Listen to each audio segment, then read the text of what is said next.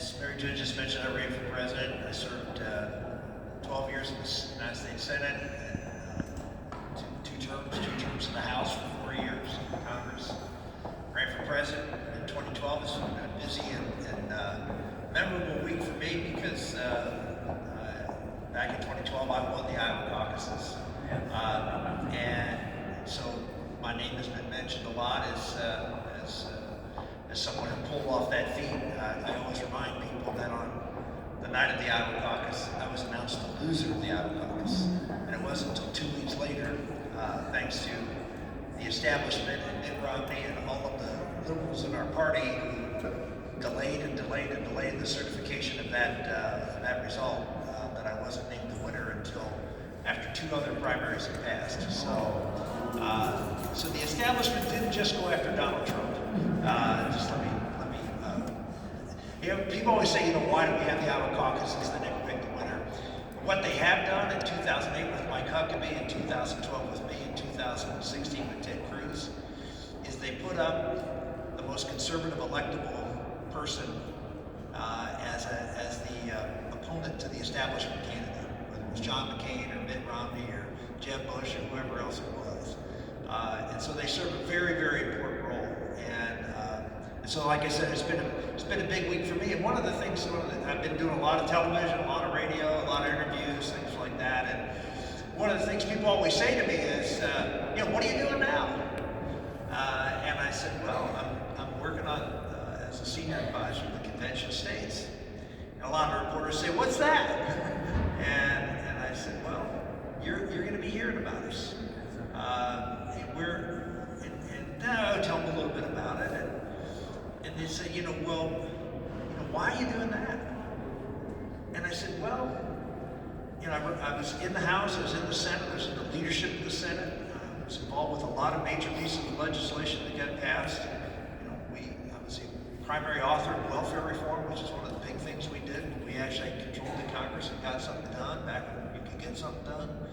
And I did pro-life legislation like the partial birth abortion bill. I've done lots of things. And always felt like after having spent all this time in Congress, running for president, trying to move this country in a direction that is more reminiscent of what made this country great, the values that made this country great, I have come to this realization.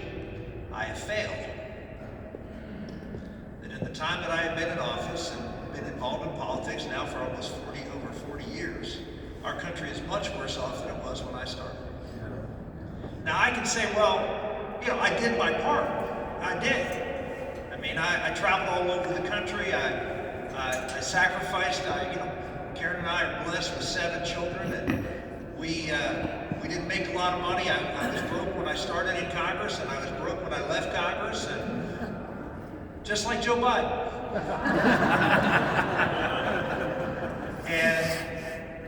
And they ran for president for, it's funny watching all these numbers. Ron DeSantis got up the other day and said, they spent $50 million against me, and I spent, $30 million, and this person spent $20 million. How much money I spent on television in Iowa to win the Iowa caucuses?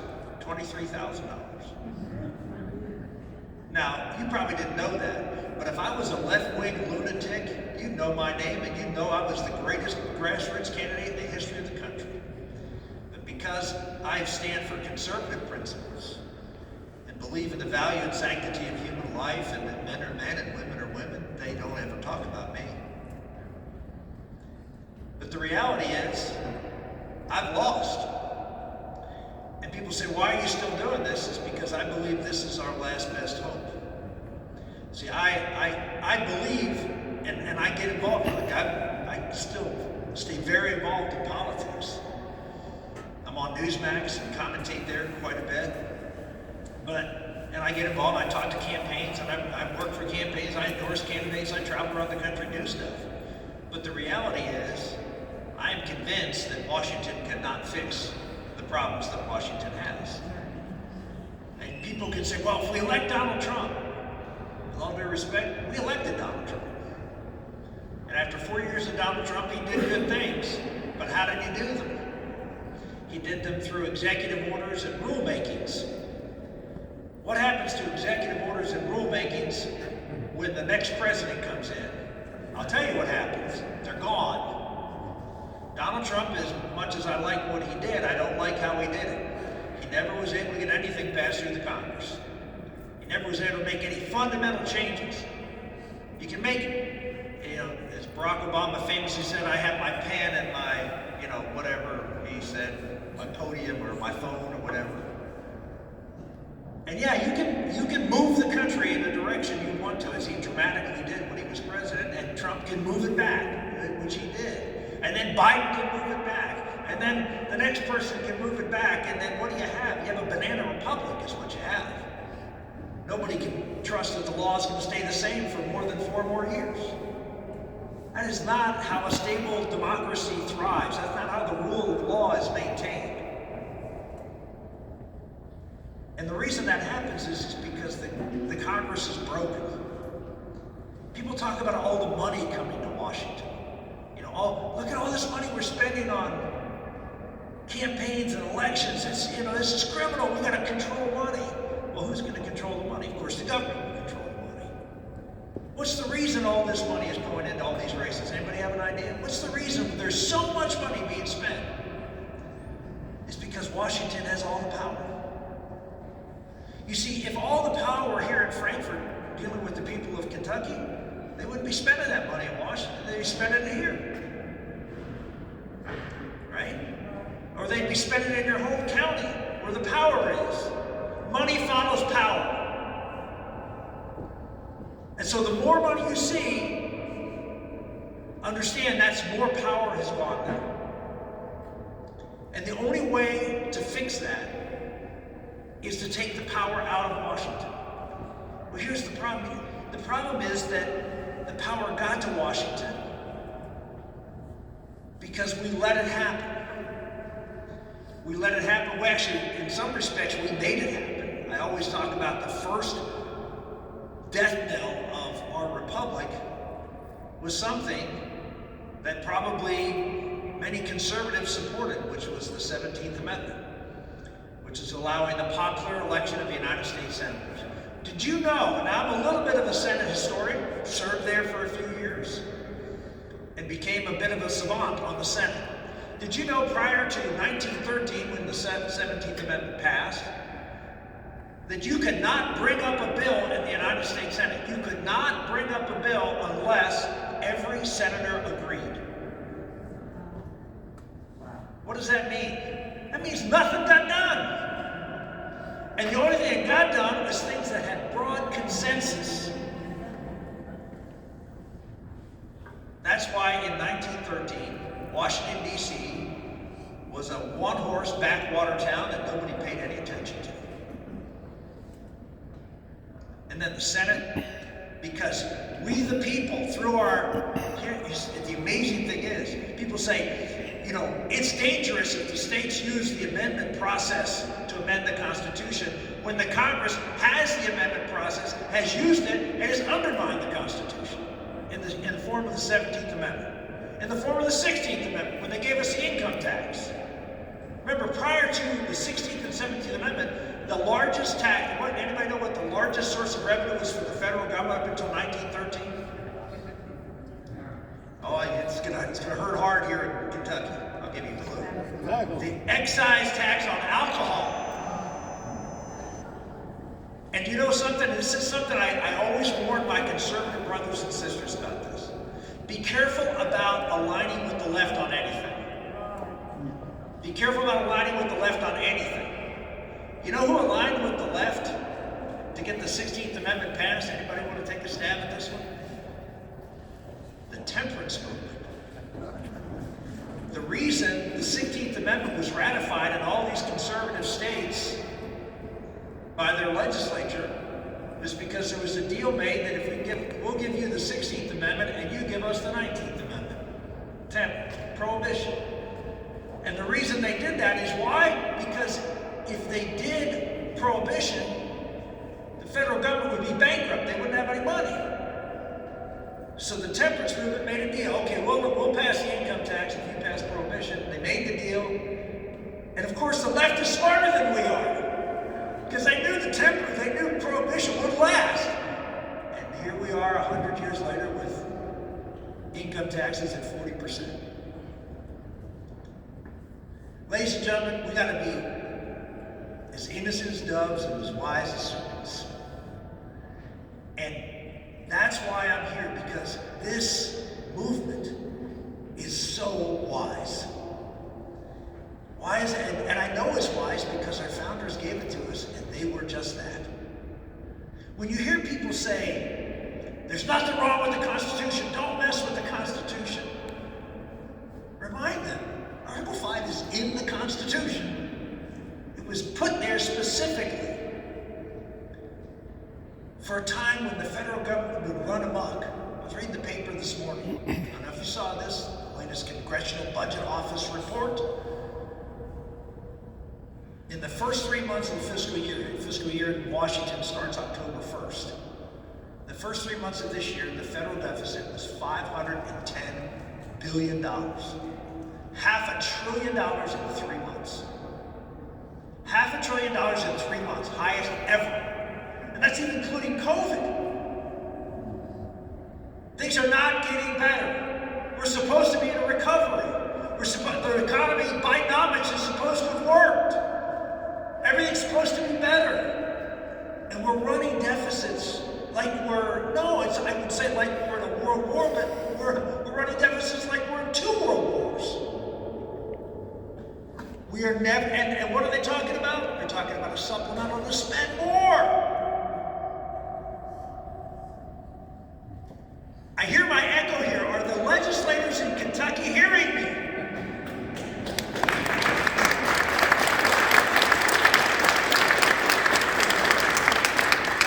When is enough?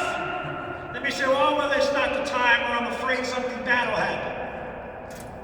$500 billion in a quarter. Is that not bad enough? The reality is, the people who are in this building, many of them here a long time, I know. This country has failed under their watch. And unlike me, they actually can do something about it. They have the power to do something about it, given to them by the founders, to fix this problem. And if you look around in states like Kentucky, if you look at the quarter of the country, the quadrant of the country that is the southeast quadrant of this country, just about every state has passed this, with the exception of North Carolina and Kentucky. And North Carolina has already passed one house, and will probably pass the other house. We're very, very hopeful of that. We have the votes. If the leader brings it up, it'll pass in May. So you will be the sore thumb sticking out of what is supposed to be the conservative quadrant of America, who understands freedom, who understands traditional values, who understands federalism. My gosh, if there's any area of this country that understands federalism, it's this area of the country. And yet, you stand alone, soon to stand alone. Well, I encourage you to not be the last of the party. To not be as, remember, Rhode Island stands out as the last state to ratify the Constitution. Don't be the last state in this area of the country to ratify this, to pass this. We have an opportunity to do something for our children and grandchildren that doesn't come along very often. And here's the beauty of this. It's you folks that are going to do it. This is a grassroots movement. And I can tell you, because I go around, I'll be in Boise, Idaho, in a couple weeks I'll be in Des Moines. Those are 2 other states we're actively working at. And the one thing I hear over and over, and you're going to hear it when you talk to your members if you haven't already, is, well, I've got some people in my district that are concerned about this or are against this. And that whole, and look, legislators, particularly an issue like this, which doesn't really hit home that much. I mean, it's a Washington issue, it's not a back home issue. That politics of this are bigger than the normal issue.